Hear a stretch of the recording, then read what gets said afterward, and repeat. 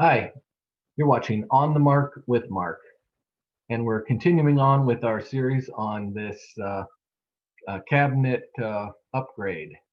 So today's video is going to be on this end part here, this left side right here over the microwave oven. So let's get started. Here's a sketch that I made of how it's going to look from the end. It's going to have a piece of plywood that comes down and covers the side of the stove, and then there's going to be a door on the end of the cabinet. So it's kind of a different look here. This vertical piece right here, that's the end of the existing cabinet. So all I'm doing is adding on roughly 6 inches onto the end of these cabinets. So here's a little bit of an isometric sketch. I was looking at different ways on how I might build these. I took some of the ideas. I did not make this lap joint here. I did do these pocket holes on the top of the shelf here, but these holes here had to be put in the bottom because you see there's a panel that covers the end, so I wouldn't have been able to get my screwdriver in there. So some ideas that worked out and some that didn't. Here's a few sketches of the pieces of trim boards I had to build. Here's another sketch where I was considering running the shelf down a little bit lower so that the microwave would be a little bit of an easier reach for my wife, who's not very tall. But I later determined that it would be just fine. And another concern was that if it gets too low, you can't hardly see the oven underneath. So we kept it up at the height of the existing cabinets. Now here I have cut out a bunch of blanks for the parts that I need. And it's similar to the first video where I glued up the length of plywood to build the panel. Here it looks like I've got 2 joints again, but this panel isn't as tall as the first one because it only needs to come up to the bottom of the kitchen cabinet. So there's some neat plate joints right there. I love that joint, used it a lot. All of these have got plate joints on them. Now here you can see I've got it sanded down. Everything's nice and flush, and I've set that piece of stainless steel. This is a kick panel for a door right here, but I thought it would make a good guard for the heat from the stove, and it also makes it a little easier if there's some splatter for the cleanup rather than scrubbing on the paint. And here's another example of the plate joint all the way down the edge. Now, this plywood is wrapped with pine on one edge, the edge that faces the wall, and then the edge that faces out towards the kitchen is another piece of hard maple because that could take some abuse. Now here you can see how this panel comes up and then it stops. This is the bottom of the existing cabinet is this height here, and then I haven't cut it to finish length yet. And that's where the cabinet's going to be. That's one of the openings. There's the bottom edge. Let the plate joints run past. Here's a big problem. This cabinet, as it was when a previous owner moved this shelf up to accommodate the refrigerator, this vertical piece here did not get cut level. And you can see how I've got this straight edge. This straight edge is about 5 feet long. I'm holding it flush against the underside of the next cabinet to the right. And then you can see how that bottom shelf just starts coming up. So this is not level. Now, I've been saying that I have to accept conditions the way they are, but this is a little different because the microwave oven is going to get mounted to the bottom of this cabinet. So if this isn't level, the microwave oven won't be level, which means it won't fit into the squareness of the panel that comes in alongside. So I did have to address it in this situation here. And you can see how much it's out there. I put the square on it. This kind of isn't fair because I'm not showing level or plumb. you know, and here I'm on that curved part, so of course it looks pretty bad. Now I've got the level on it, so I'm holding that level completely plumb there, and you can see how far out it is. And then I got underneath of it and I'm holding it level here. You can see I'm right on the bubble and it's up quite a ways.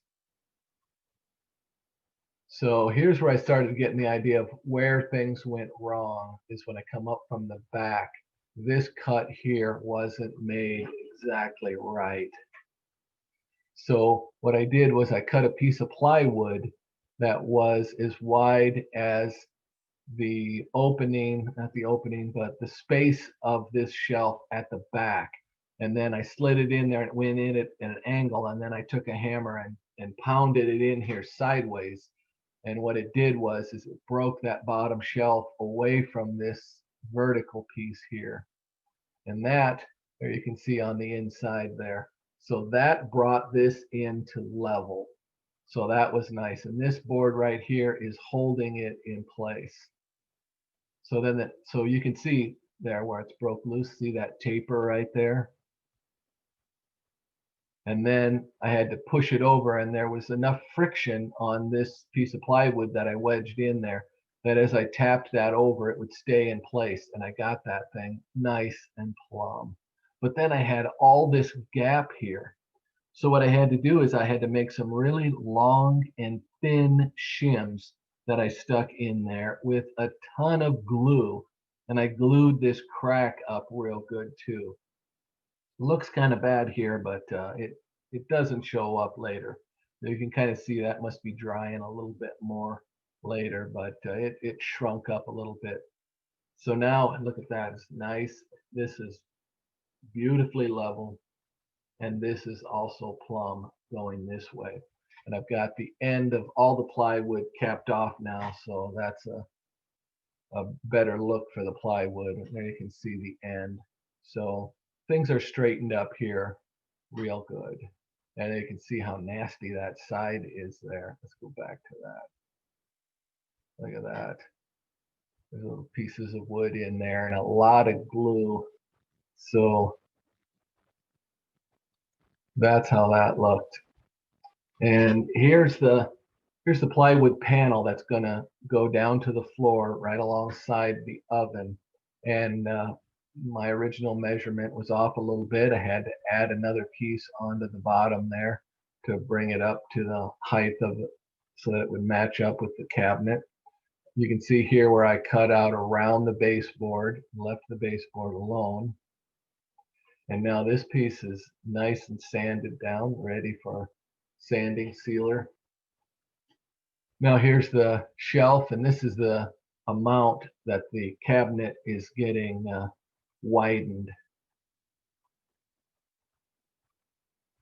And here's the panel that's going to go on the side. And more plate joints. Love that joint. This is the pine that, this is actually the edge of that panel on the side. The one that's going to go, it's down here.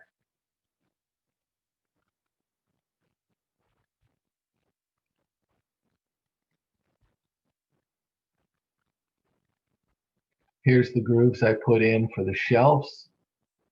These are pocket holes I cut in the shelf so that I could screw the thing right to the side of the existing cabinets. Now there's two more pocket holes on the bottom side of this part of the shelf because I wouldn't be able to get in here with my screwdriver in order, because of this panel that's in the way right here. So there's the two bottom ones there, and you can see some holes where this is screwed together in this direction. These shelves here, I also followed my idea of having a good hardwood maple edge on things. This probably wouldn't take very much abuse, but I do like maple, and I didn't have any maple that was wide enough to make the whole shelf out of. So the back half is pine and the front half is maple, and it's got a nice plate joint in between. So we're gluing that up some more. This is going to be the door on the side of the cabinet. Because this is so narrow, I didn't want there to be a long, narrow cabinet. And I was kind of done with making the pull-out drawers like I did for the coffee cups or the wine glasses. And since the side of this was open, I mean, we have access to it, I figured I'll just make this shelf and door area here shallow, and then I'll open up the side over here and be able to get to that shelf, those shelves there. So this is turning into one of the craziest looking things I've ever glued up in my shop. It looks pretty logical when it's in place here. And I'm just doing a dry fit here to see how everything is fitting up. So now you can see how there's just these short depth shelves in the front, and then you come around to the side, and then there's some more short depth shelves, which I really like a shallow shelf because not much gets buried behind. And then as it turned out, I had a gap behind. So this board was here so that I could scribe this board to the wall so there would be no gaps, but I was a little short. So now you can see here I added another little piece of wood to the back side there, so I had something to scribe off. So that turned out okay. This back piece here that goes against the wall is actually a 2x material. And I have, it looks like the holes are in here already, and those holes line up with a stud in the wall. So this is going to get attached with some 3-inch screws into the wall. So this is very secure to the wall. So when the microwave gets hung off of the bottom of this cabinet, this part of it at least is very secure, and I'm not going to have to worry about it maybe like pulling the cabinet off the wall or something. So another look at it here. This is crazy shape, and here's some wood filler in the pocket holes. It's the upper shelf. This is looking at it from the bottom. We got the paint on it here. All of this maple edge just blends right in with the plywood and with the pine at the back. Looks good. Crazy shape for sure. All of this isn't painted because this is what's going to get glued onto the side of the existing cabinet. So I wanted to get good penetration from the glue with the glue.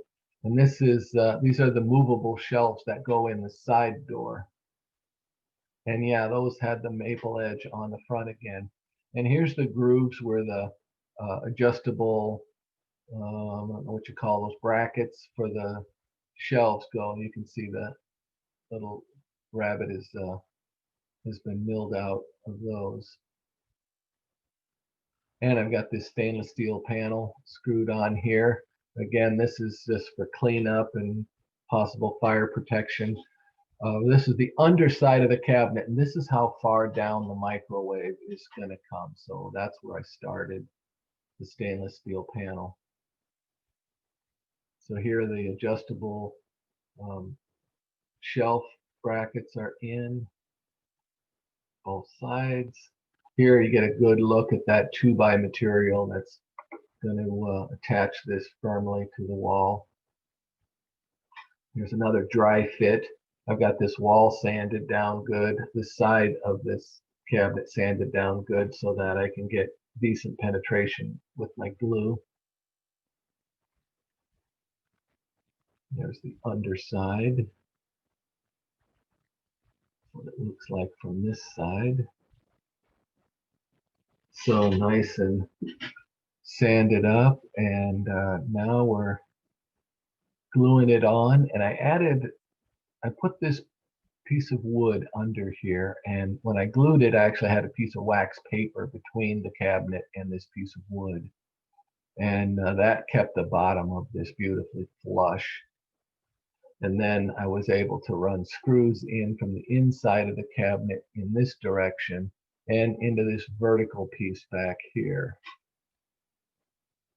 And then also those pocket holes at the bottom. two of them here and three, or was there four, on the inside on top here, and comes all the way down, steps around the baseboard, covers it up so you can't see in behind the stove anymore, which is exactly what I was looking for. And there you can see where that stainless steel is for a little protection. Here's the outlet. I've already mounted in there for the microwave when it comes time for that. Now it's good and screwed and glued on. And I've got the stiles and the rails put on, coming around here. There we go. There's my wood filler. So there was quite a bit of that to do in this section. And here's my doors. Again, these are plywood doors that I got from the Habitat for Humanity's Restore. You know, 50s plywood kitchen cabinets, and somebody really took good care of these cabinets. It's just gorgeous wood, really nice to have, and inexpensive too. So you can see I cut it down to the size I needed. And here's the side door too. And it opens up, and there's these nice little cubbies on this side. And there's the side opening, and this was just good luck. This door came within 1/4 of an inch of hitting the ceiling fan, which was beautiful. The first cabinet doors I did on the other end, no, those interfered with the fan, and yes, the fan did hit those doors that door more than once. This is the underside I'm filling in, and you know, there was a lot of putty in there, so you can see how it kind of shrunk up as it dried. So it took several coats of filler before that was nice and flush, smooth looking. This is the plywood shelf that we're adding inside there. And here we've got the 3 doors and the 1 shelf. Looks like we're getting ready to paint those. Now back on the cabinet, I've got the crown mold in at the top, going all the way around. Here's the cabinet from before, so that's getting finished at the top. And the first cabinet I worked on, made it all the way around there.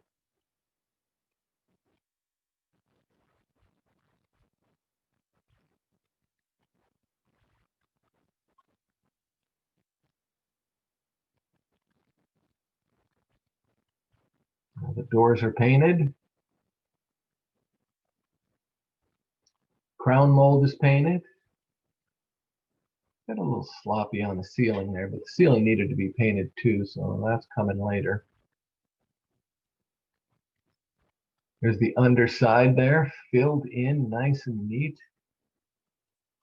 I always wondered if some owner of this house in the future decided, I'm going to strip those cabinets and go back to the stained look. What a surprise they're going to have. There's the side door. There's a tremendous amount of cabinet storage space right here. I don't know what an architect would have to say about this. It's kind of a heavy look up above here. Nice and trimmed out. Very finished looking. And there's that panel. So as you're coming down the hall and come through this doorway, you do not see in behind the stove. It was a big thing for me. Here the adjustable shelves are in. This side is, it's a little funny looking when you open this side because it's got that divider right in the middle. But you open both when you want something out of this one here. Not a big deal. There. And my wife kept cookie sheets and pizza pan and that, you know, real thin stuff in on these shelves right here. And of course, you know, you're just right at the oven. So that was very convenient. And buttoned up, ready for a microwave to come in here. So you'd never know from this picture that the cabinets ended right back here. Quite a bit of work for that extra, I don't know if it was even 10 inches. A little bit wider is what we needed there. So it was actually a lot of fun. I got some good results doing this, so I really enjoyed this. And again, the kitchen stayed up and running the whole time I was working on this, so no meals were missed. So thanks again for watching one of my videos. I got a few more of these for the kitchen cabinets. Next will be what I had to go through to mount that microwave. Sounds simple, but nothing's ever simple. So that'll be the next one. You're watching On the Mark with Mark. Thanks.